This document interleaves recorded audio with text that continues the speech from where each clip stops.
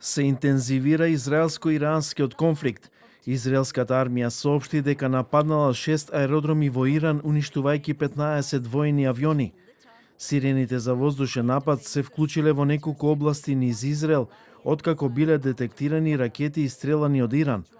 Врховниот лидер на Иран, ајатолахот Али Хамнеи, го нарече израелското бомбардирање на Иран голема грешка и голем злостор.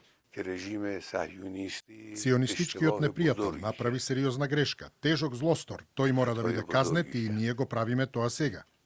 Израел е многу близко до постигнување на својата цел за елиминирање на двојната закана од балистичките ракети и нуклеарната програма на Иран, изјави израелскиот премиер Бенјамин Нетањаху. Израел е многу близко до постигнување на својата цел за елиминирање на двојната закана од балистичките ракети и нуклеарната програма на Иран, изјави израелскиот премиер Бенјамин Нетањаху. Американскиот претседател Доналд Трамп рече дека доколку сегашниот ирански режим не е во состојба повторно да го направи Иран голем, тогаш можеби ќе биде потребно да се промени режимот во таа земја.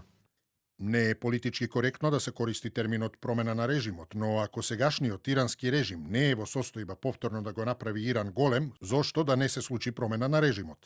Русија ги осудува неодговорните, опасни и провокативни потези преземени против Иран, изјави постојаниот представник на Русија во Обединетите нации Василий Небензија.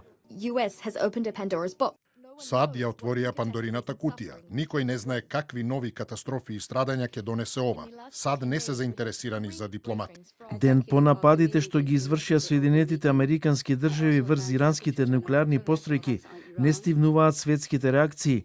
Покрај Русија и Кина и Пакистан предложија итна седница на Советот за безбедност за усвојување резолуција со која се бара итен и безусловен прекин на огнот на Блискиот Исток.